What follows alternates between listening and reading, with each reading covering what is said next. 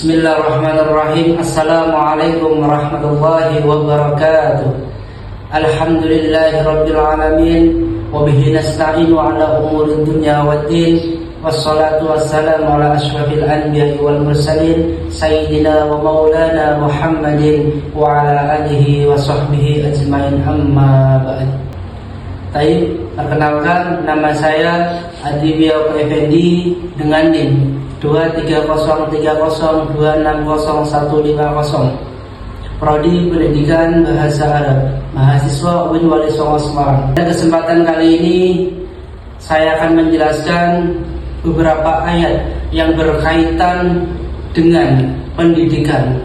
Yang pertama, ayat yang berkaitan dengan kewajiban belajar. Quran surah Al-Alaq ayat 1-5 yang berbunyi, A'udzu billahi minasy syaithanir rajim. Bismillahirrahmanirrahim. Iqra' bismi rabbikal ladzi khalaq, khalaqal insana min 'alaq. Iqra' wa rabbukal akram, alladzi 'allama bil qalam, 'allamal insana ma lam ya'lam. Yang artinya, bacalah dengan nama Tuhanmu yang menciptakan. Dia telah menciptakan manusia dari segumpal darah. Bacalah, dan Tuhanmu lah yang maha mulia, yang mengajarkan manusia dengan pena. Dia mengajarkan manusia apa yang tidak diketahuinya. Pada ayat ini Allah menurunkan wahyu pertama kalinya kepada Nabi Muhammad SAW melalui malaikat Jibril ketika beliau berada di dalam Gua Hira. Yang menariknya, perintah yang pertama di sini bukan perintah sholat, puasa, melainkan perintah di sini adalah Iqra, bacalah. Dari sini kita bisa memahami bahwa ilmu itu sangat penting dalam kedudukan Islam. Menurut tafsir Ibnu Katsir, ayat ini mengajarkan belajar dan mencari ilmu. Karena apa? Karena dengan ilmu itu kita bisa mengetahui mana yang benar dan mana yang salah. Selain itu, ilmu juga bisa membantu kita menjalankan kehidupan yang sesuai dengan ajaran Allah Subhanahu wa Ta'ala. Jadi dari ayat ini kita bisa memahami bahwa belajar itu sangat penting. Semakin banyak ilmu yang kita miliki, semakin mudah kita menjalani kehidupan dan mengambil keputusan yang benar. Saat belajar pun kita harus meluruskan niat karena Allah. Karena apa? Karena innamal a'malu binniyat. Sesungguhnya amal itu tergantung pada niatnya. Kemudian supaya ilmu yang didapat, kita itu mendapatkan keberkahan dari ilmu tersebut. Karena itulah sebagai seorang muslim kita harus semangat belajar dan mencari ilmu. Kemudian ayat yang kedua mengenai kewajiban mengajar. Quran surah An-Nahl ayat 125 yang berbunyi, A'udzu billahi minasy syaithanir rajim. Bismillahirrahmanirrahim. Ud'u ila sabili rabbika bil hikmati wal mau'izatil hasanati wajadilhum billati hiya ahsan. Inna rabbaka huwa a'lamu bima dhalla 'an sabilihi wa huwa a'lamu bil muhtadin. Yang artinya, serulah manusia ke jalan Tuhanmu dengan hikmah dan pengajaran yang baik, serta debatlah mereka dengan cara yang lebih baik. Sesungguhnya Tuhanmu dialah yang paling tahu siapa yang tersesat dari jalannya, dan dia pula yang paling tahu siapa yang mendapat petunjuk. Menurut tafsir Al-Misbah karya Quraisy Shihab, ayat ini menjelaskan bahwa Allah mengajarkan kepada Nabi Muhammad SAW dengan cara menyampaikan kebaikan kepada orang lain. Dalam mengajar atau berdakwah, kita harus menggunakan cara yang baik, berbicara dengan sopan dan tidak memaksa. Karena setiap orang memiliki sifat dan pemahaman yang berbeda-beda. maka cara yang menyampaikannya juga harus disesuaikan agar apa yang kita sampaikan bisa lebih mudah dipahami dan diterima oleh banyak orang. Dari nilai pendidikan ayat tersebut, kita bisa belajar bahwa seorang guru atau pendidik harus sabar dan bijaksana dalam mengajar. Saat menyampaikan ilmu, sebaiknya menggunakan cara yang baik dan mudah dipahami, bukan dengan marah atau kekerasan. Selain itu, seorang pendidik juga harus memberikan contoh akhlak yang baik, karena sikap yang baik akan membuat peserta didik lebih mudah menerima dan mengamalkan ilmu yang diajarkan. Kemudian ayat yang ketiga mengenai tujuan pendidikan. Quran surah Al-Dzariyat ayat 56 yang berbunyi, A'udzu billahi minasyaitonir rajim. Bismillahirrahmanirrahim. Wa ma khalaqtul jinna wal insa illa liya'budun. Yang artinya, tidaklah aku menciptakan jin dan manusia kecuali untuk beribadah kepadaku.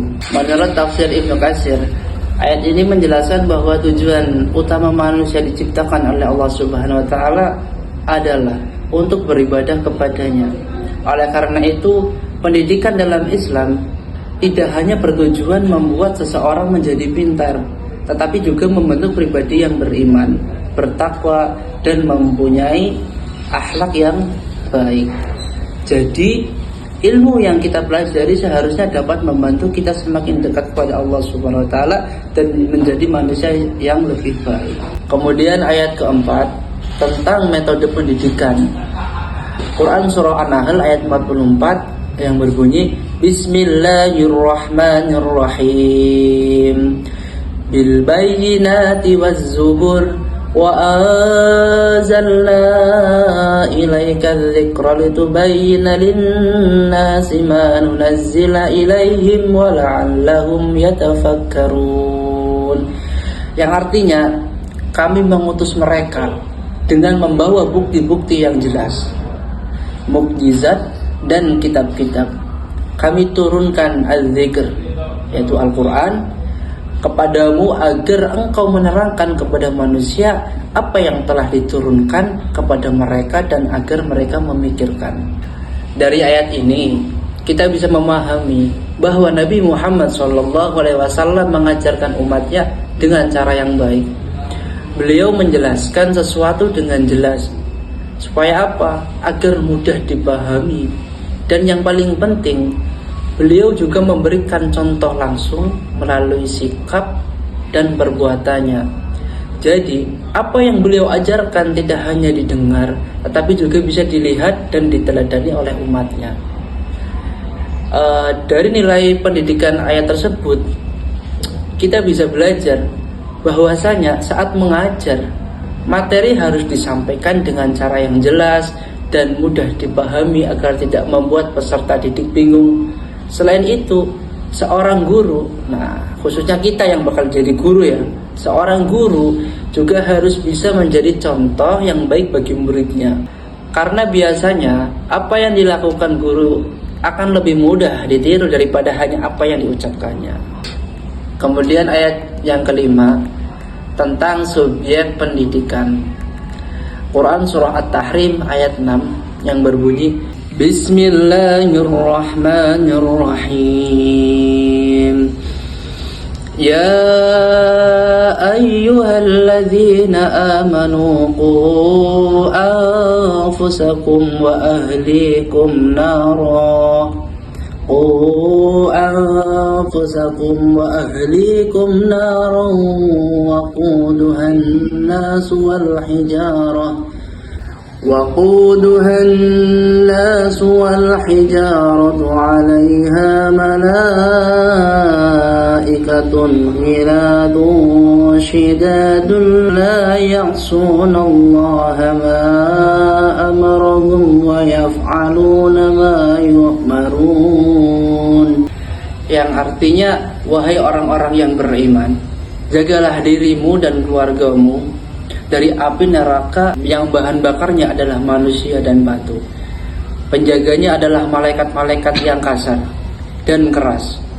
Mereka tidak durhaka kepada Allah terhadap apa yang Dia perintahkan kepadanya dan selalu mengerjakan apa yang diperintahkan.